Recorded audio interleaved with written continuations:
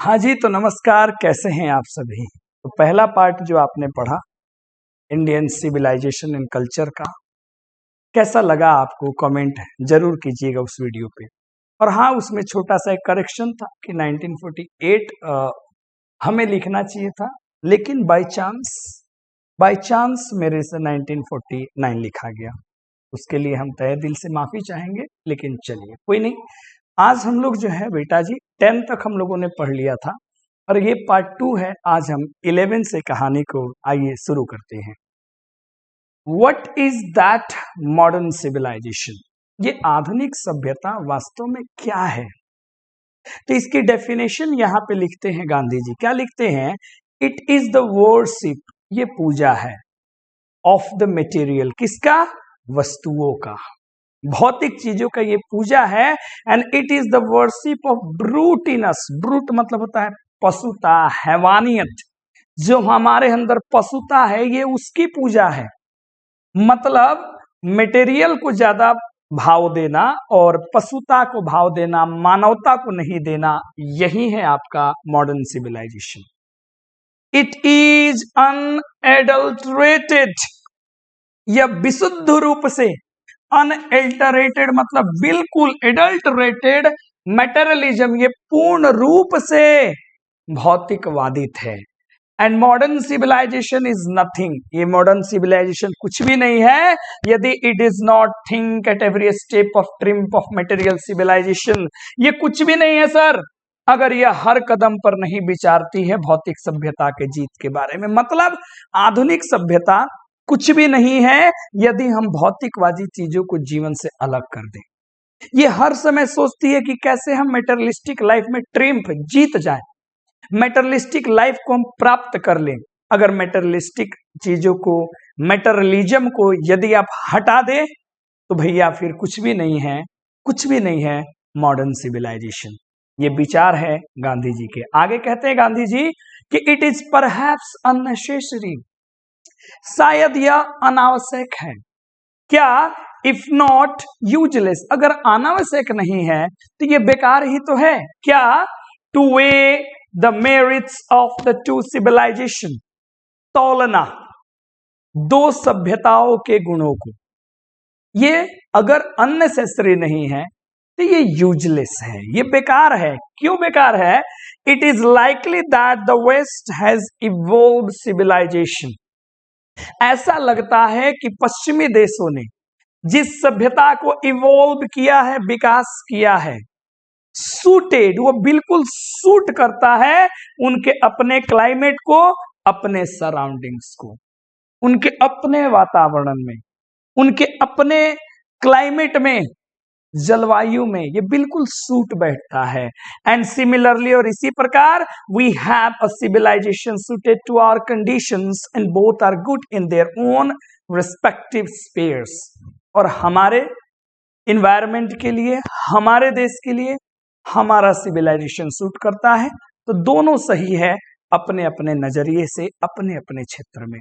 मतलब इन्होंने कहा कि इंडियन सिविलाइजेशन या वेस्टर्न सिविलाइजेशन की मेरिट या डिमेरिट्स की तुलना करने की कोई आवश्यकता ही नहीं है, क्योंकि वो वेस्टर्न सिविलाइजेशन उनके लिए बेहतर है और हमारा सिविलाइजेशन हमारे लिए बेहतर है। तो फिर डिफरेंस बताने की कोई आवश्यकता नहीं है। लेकिन बाबा तो डिफरेंस बता रहे हैं। और क्या कहते हैं? The distinguishing characteristics of modern civilization, जो मॉडर्न सिविलाइजेशन का गुण है, कैसा गुण है?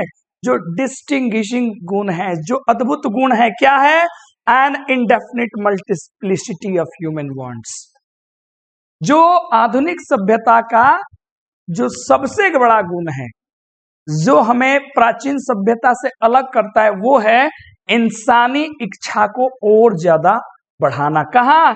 इंडेफिनिट मल्टीप्लिसिटी, अनंत तक ले जाना। किसको? इंसान की इच्छाओं को। But the characteristics of ancient civilization, लेकिन जो प्राचीन सभ्यता का जो गुण है, is an imperative restrictions upon, उसके ऊपर पाबंदी लगाना है, and strict regulating of this wants, इन इच्छाओं के ऊपर मजबूती से प्रतिबंध लगाना। मतलब समझ गया, वेस्टर्न सिविलाइजेशन है, अपनी इच्छाओं को, अपनी चाहतों को जितना बढ़ा सकते हैं बढ़ाओ, लेकिन हमारी पुरानी सभ्यता कहती है कि उस पर लगाम लगाओ, उसको काबू में करो, रिस्ट्रिक्शंस करो, रेगुलेट लगाओ उस पे, क्योंकि mind is a restless bird, the more it gains the more it wants and still remains unsatisfied. That's why we have not to make it unbridled.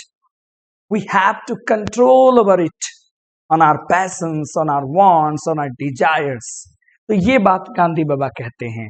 The modern और वेस्टर्न कहते हैं ये जो आधुनिक सभ्यता है, ये जो कौन सी सभ्यता है, ये जो आधुनिक सभ्यता है, ठीक है, ये कौन सी सभ्यता भाई मेरे, आधुनिक सभ्यता है। समझिएगा, कहाँ गए भाई, ओ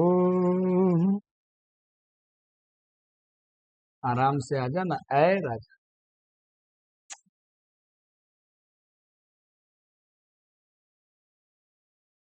कैसे क्या हो गए देखते देखते।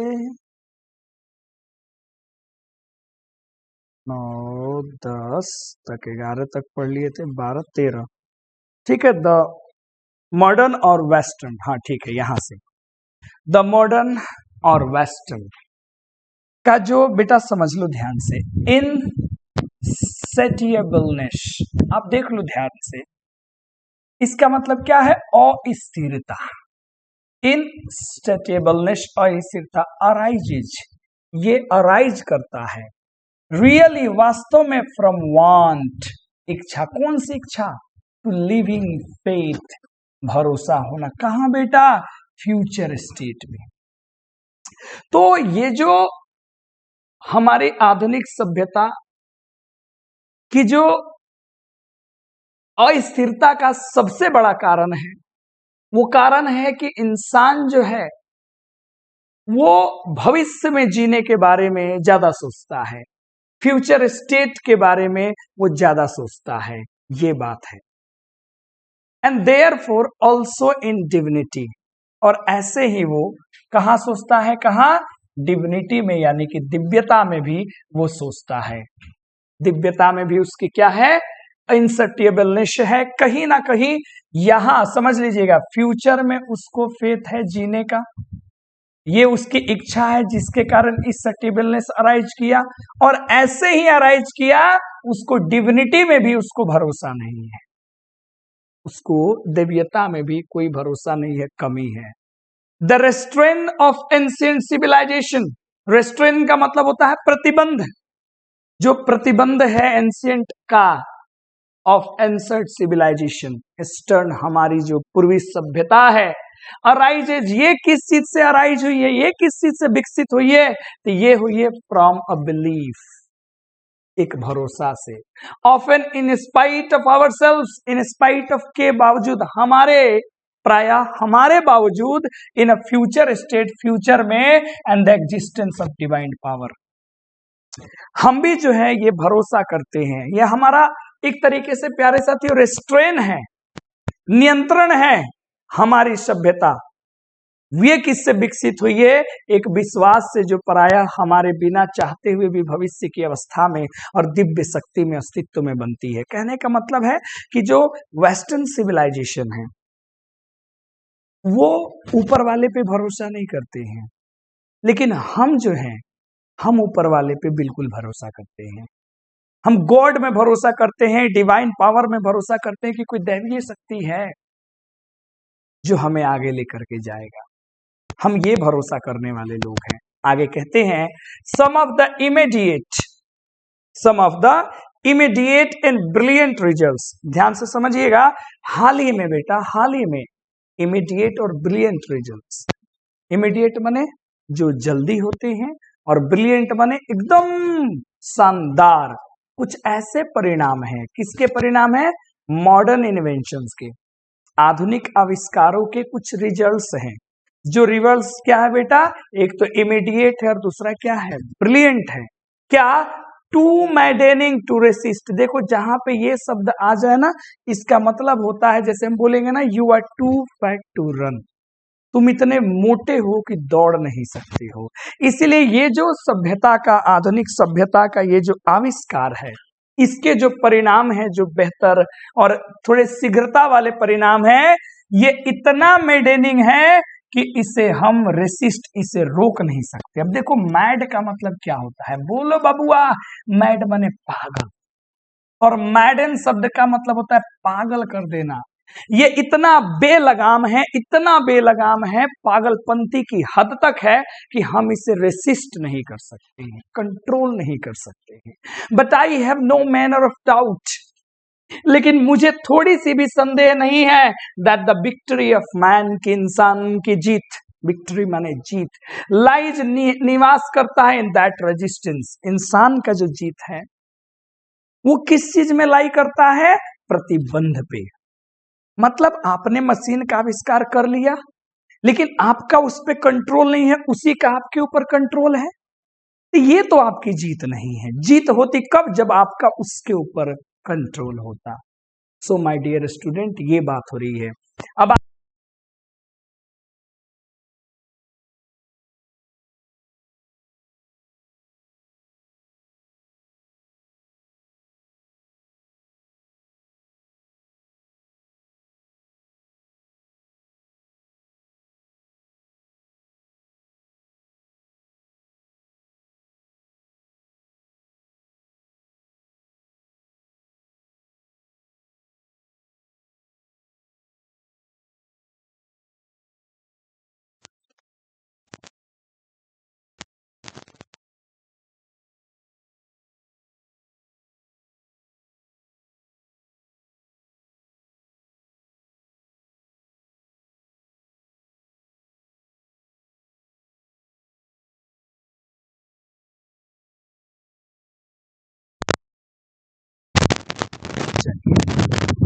तो ये उम्मीद है आपको समझ में आया होगा। कैसे, जैसे आज के टाइम में होता है ना कि हम लोग कुछ चीजों के लिए जिद करते हैं कि हमें फोन चाहिए, फोन चाहिए, फोन चाहिए। फोन क्या देगा, आपको टेम्पररी हैप्पीनेस देगा, लेकिन परमानेंट हैप्पीनेस आपका चला जाएगा। आज देखते हो ना, कुछ पल की खुशी के लिए लोग आने वाले अनंत खुशी का त्याग कर दे रहे हैं।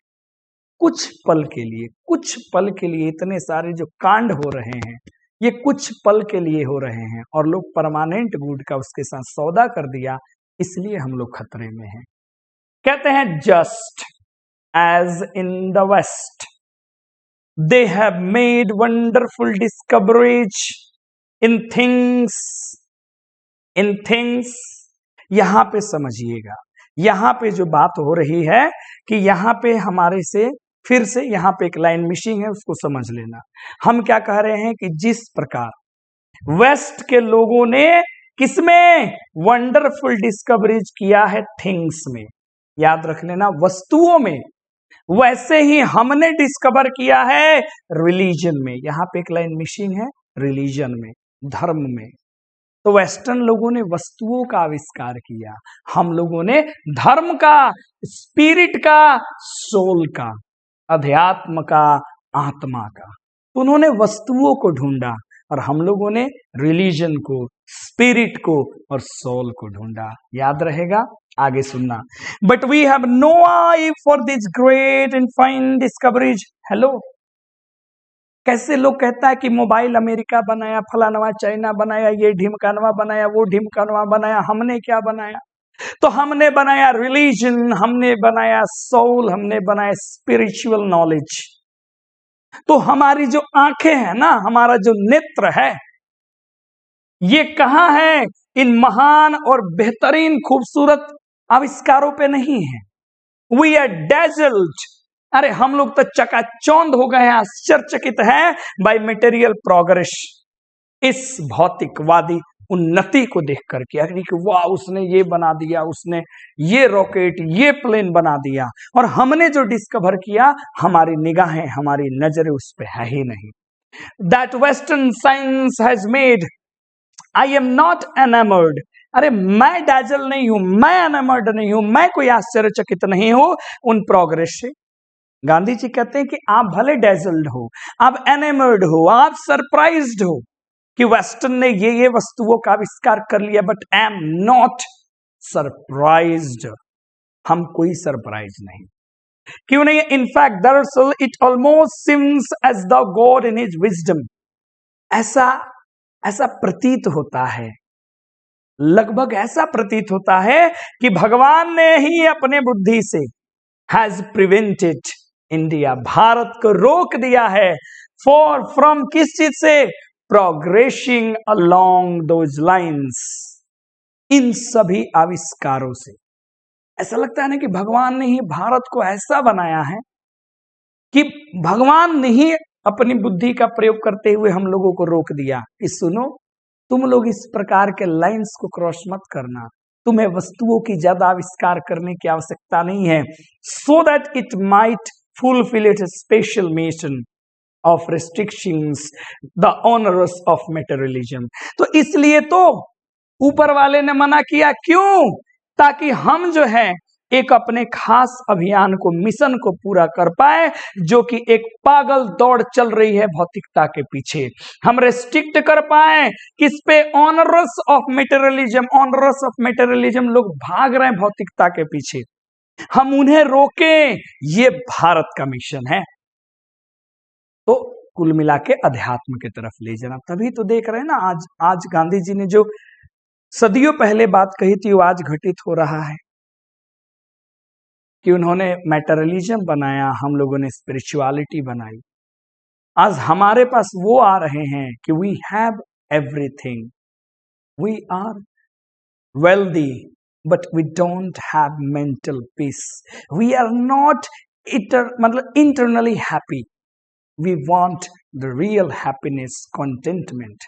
That's why they are joining saints, sadhus, mahatma in our country, only in the search of peace and real happiness, that is the happiness of soul.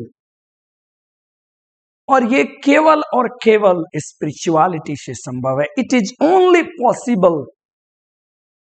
Possible with spirituality.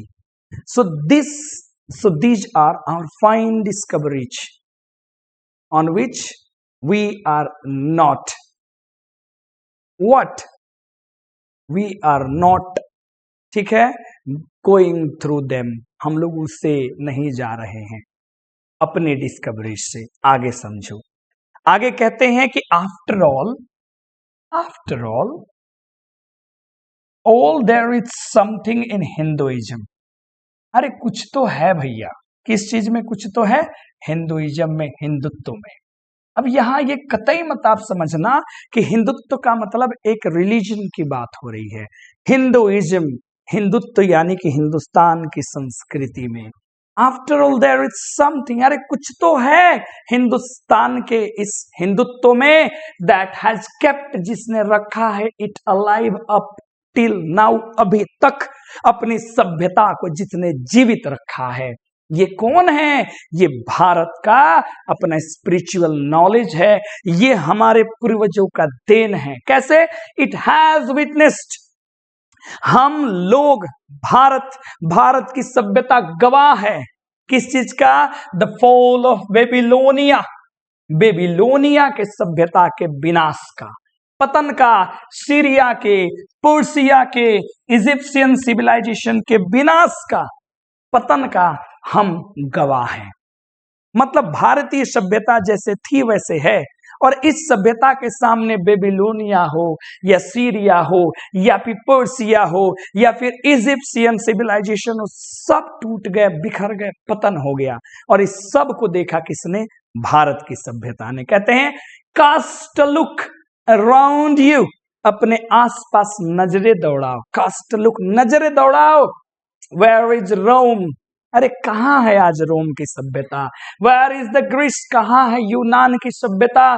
Can you find today anywhere the Italy of Gibbon, और rather the ancient Rome? Rome was Italy. क्या आपको कहीं आज जो Italy का Gibbon था, जिसने बहुत बड़ी सिविलाइजेशन को बनाया था, अरे यार कहां है प्राचीन रोम?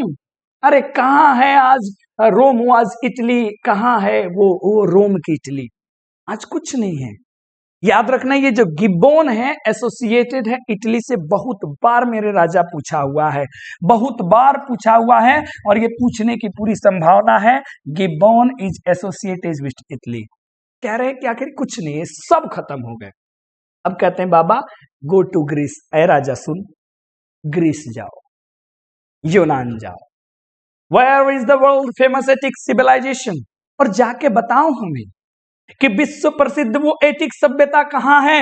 अब दो बात याद रख, गिब्बोन इटली से और एटिक सिविलाइजेशन ग्रीस से, ये दोनों में से एक प्रश्न पेपर में देखने को तुम्हें मिल जाएंगे।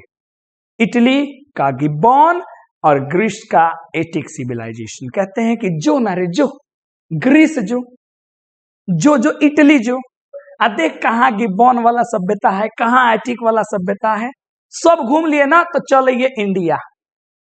Coming India let one go through the most ancient records.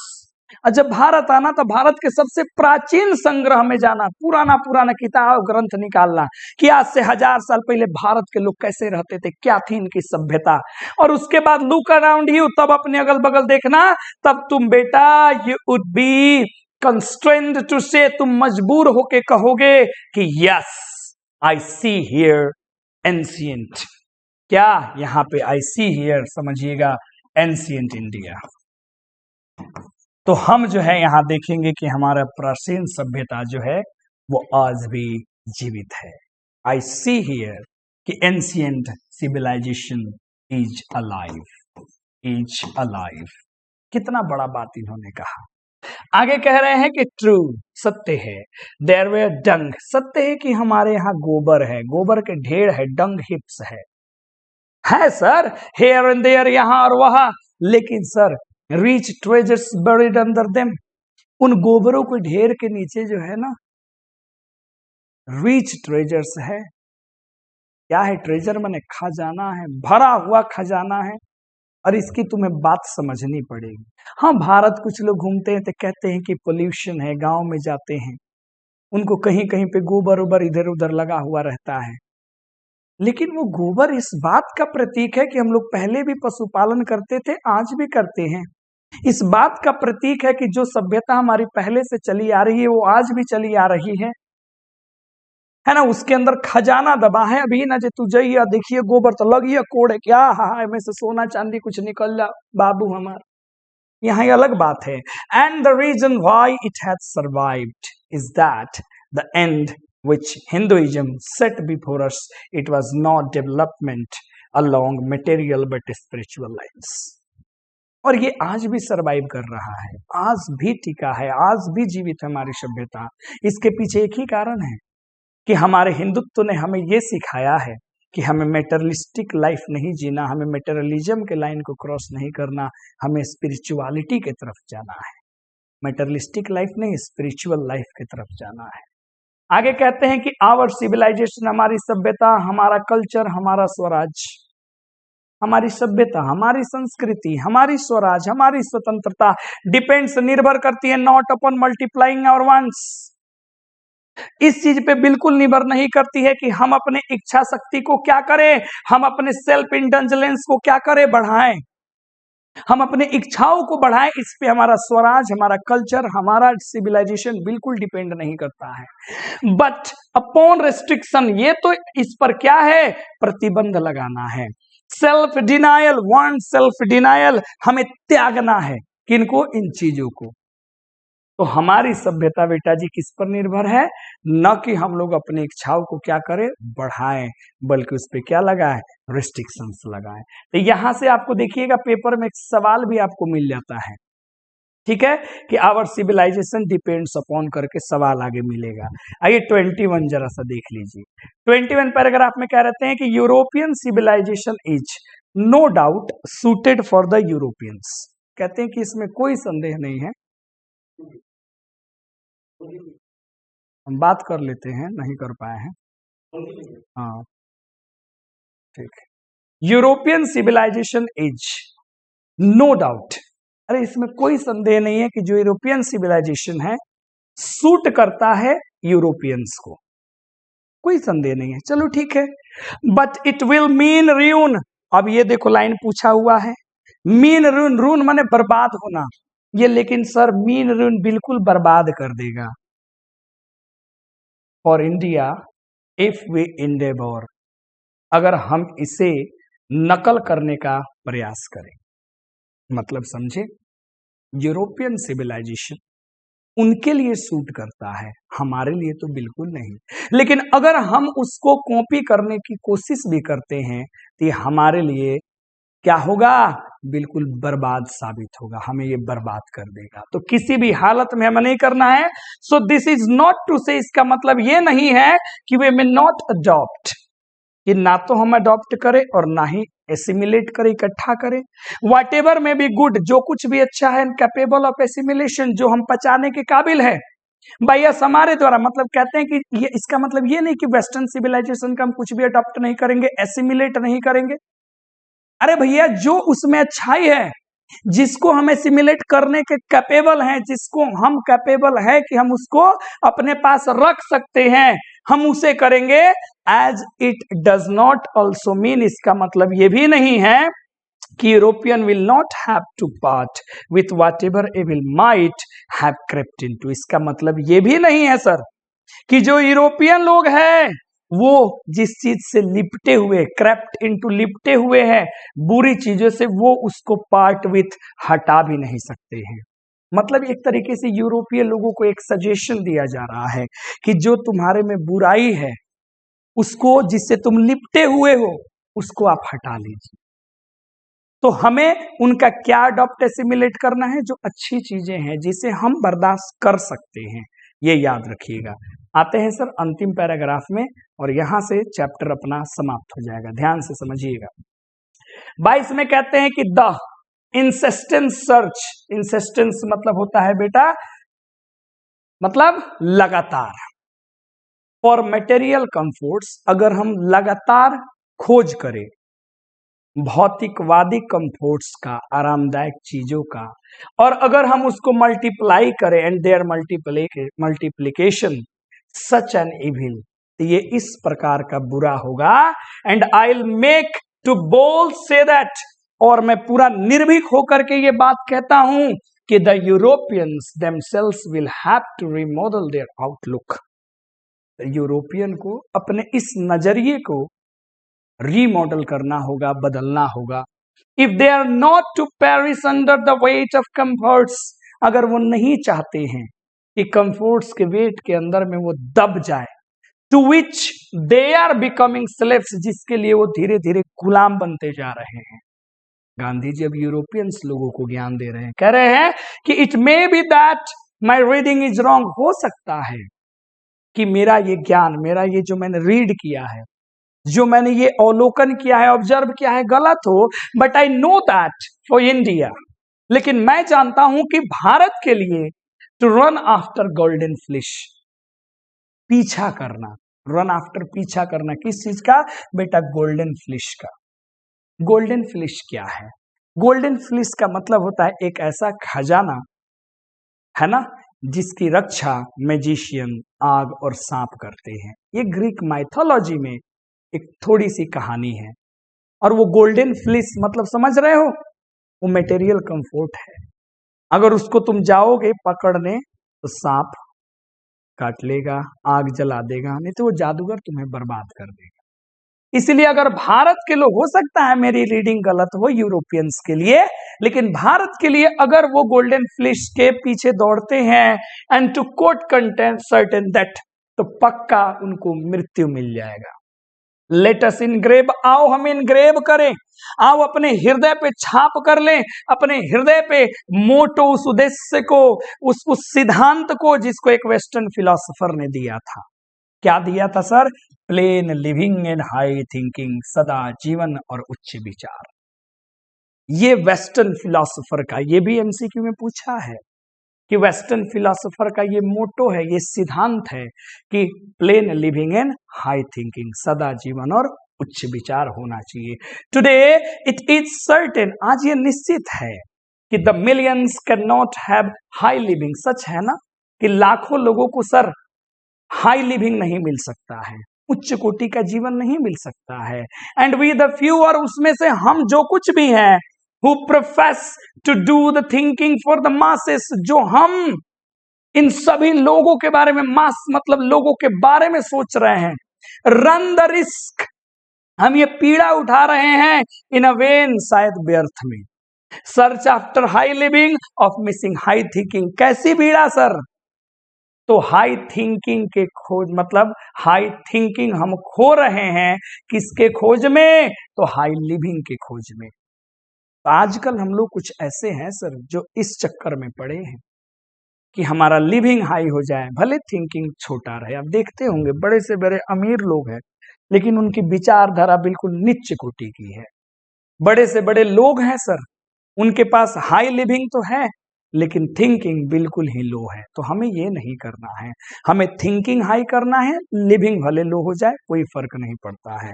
अंत में कहते हैं कि civilization in the real sense of the term, जो सिविलाइजेशन है वास्तविक अर्थ में, consist not in the multiplication, ये कंसिस्ट बिल्कुल नहीं करता है इन द मल्टीप्लिकेशन, बढ़ाने में किस चीज को, but deliberate and voluntary restrictions of wants, बल्कि हमें इन इच्छाओं पर डेलिबरेट और वॉलंटरी हमको रेस्ट्रिक्शंस लगाना है, इन पे हमको पूर्ण रूप से पाबंदी लगानी है। किसके ऊपर? हमारे इन इच्छाओं के ऊपर, न कि हमको इसको मल्टीप्लाई करना है, बढ़ाना है। दिस अलोन इंक्रीजेज, ये अकेला इंक्रीज करेगा, बढ़ावा देगा, प्रमोट करेगा किस चीज को? कंटेंटमेंट को, संतोष को, एंड रियल हैप्पीनेस को, वास्तविक खुशी को, एंड कैपेसिटी फॉर क्या? कैपेसिटी फॉर ह्यूमन सर्विस, और मानव के सेवा के लिए हमें ये शक्ति प्रदान करेगा। उन्होंने ये कहा। अंत में कहते हैं कि certain degree of physical harmony, हाँ सर, अगर सर्टेन डिग्री है, निश्चित मात्रा में है, भौतिक सुख सुविधा आपके पास, सुख सुविधा अगर आपके पास निश्चित मात्रा में है तो ये नेसेसरी है, अरे ये ठीक है, आवश्यक है, लेकिन अगर सर्टेन लेवल से बेटा ये ज्यादा हो जाता है, मतलब समझ रहे हो, हर चीज की एक सीमा है। हाँ, तुम्हारे पास भौतिक चीजें होनी चाहिए, लेकिन इस सर्टेन डिग्री में, निश्चित मात्रा में होना चाहिए। इट बिकम्स हिंड्रेंस, अगर उससे ज्यादा हो जाएगा तो रुकावट पैदा कर देगा, हिंड्रेंस पैदा करेगा। इंस्टीड ऑफ हेल्प, मदद करने की जगह ये रुकावट पैदा करेगा। मतलब आपके पास अगर फिजिकल चीजें ज्यादा हो जाए, कार, बंगला, ये सारी धन संपत्ति आप ज्यादा इकट्ठा कर लिए, तो हेल्प नहीं करेगा, ये तो आपकी फिर हिंड्रेंस पैदा करेगा जीवन में। देखते हैं बड़े बड़े लोग इतने डरे हुए होते हैं कि आप पूछो मत। अंत में कहते हैं इसलिए the ideal of creating unlimited of number of wants, यानी कि unlimited of number of wants, असीमित संख्या में क्या, हमारी इच्छाओं को क्रिएट करने का जो आइडियल है, जो विचार है, और उनको पूरा करने का जो विचार है, सीम्स टू बी डिल्यूजन, ये हमारे लिए डिल्यूजन और स्नेर है, एक भ्रम है, एक जाल है, कि अगर हम खूब ज्यादा इच्छा कर ले और इच्छाओं को पूरा सेटिस्फाई करने में लग जाए तो हमारे लिए ये और कुछ नहीं है, एक भ्रम है, एक जाल है। And the satisfaction of one's physical needs, अगर कोई अपनी भौतिक चीजों को पूरा करना चाहता है, इवन द इंटेलेक्चुअल्स नीड्स, अगर वो अपनी इंटेलेक्चुअल्स यानी कि ज्ञान को अगर वो ऐसे पूरा करना चाहता है, one's narrow self must meet at a certain point dead stop, ये सारी चीजें जो है अंत में जाकर के समाप्त हो जाएगी, सब कुछ खत्म हो जाएगी। वही लिखा है कि संतुष्ट एक आदमी के साथ भौतिक इच्छाओं की संख्या को पैदा करने यहाँ आते हैं, जरूरतों की, यहाँ तक कि बौद्धिक जरूरतों की एक संकीर्ण इंसान निश्चित एक बिंदु पर जाकर के क्या लग जाएगा, डेड स्टॉप, पूर्ण विराम लग जाएगा। एक ऐसा समय आएगा जब ये सब कुछ खत्म हो जाएगा। और अंत में कहते हैं कि before it degenerates into physical and intellectual voluptuous, अब समझना, इससे पहले कि यह एक भौतिक और बौद्धिक विलासिता के रूप में गिरने लगे, इससे पहले हमें इसे रोकना पड़ेगा। A man must arrange his physical and cultural circumstances, एक इंसान को अवश्य रूप से अरेंज करना चाहिए कि उसका फिजिकल और कल्चरल सीमा क्या होगा, भौतिक सांस्कृतिक उसकी सीमा क्या होगी? सो दैट, इसलिए ताकि they do not hinder him, ताकि वो उनको कभी बाधा पैदा ना करे उनके जीवन में, in its service of humanity, मानवता की सेवा में कभी वो बाधा उत्पन्न ना करे।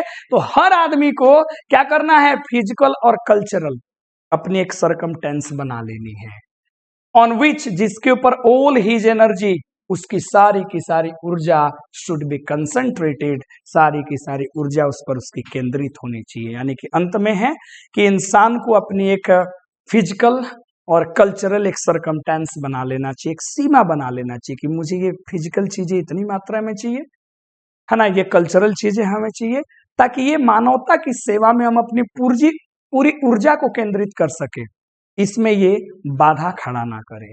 तो ये रहा गांधी जी का पूरा ज्ञान जो आपने पढ़ लिया। अब देखिएगा, यदि आपको वर्ड्स चाहिए तो इसका आप स्क्रीनशॉट ले सकते हैं, इसमें सारे वर्ड्स जो है उसके हिंदी मीनिंग लिखे हुए हैं, आप आराम से इसको रोक रोक करके इसका स्क्रीनशॉट आप ले सकते हैं, कोई दिक्कत परेशानी वाली बात नहीं है। तो हमने यहाँ कर दिया, आप स्क्रीनशॉट ले लीजिएगा, ठीक है। हाँ जी प्यारे साथी, अब इसके बाद हमारी और आपकी पारी है। इसके बाद जो है हम इसका लेकर के आएंगे सुंदर सा समरी, संक्षेप में इसको आप पढ़ लेंगे। उसके बाद हम लोग इसका पढ़ लेंगे क्या जी बेटा जी, बिल्कुल ऑब्जेक्टिव पढ़ लेंगे, और उसके बाद में इसके जो भी सब्जेक्टिव क्वेश्चंस हैं हम लोग उसको कर लेंगे, है ना। और इसी के साथ पहला चैप्टर होता है समाप्त। तो तैयार हो जाइए अब इसके बाकी चीजों को पूरा करने के लिए। तब तक के लिए धन्यवाद, फिर मिलते हैं जल्द ही नए वीडियो के साथ में।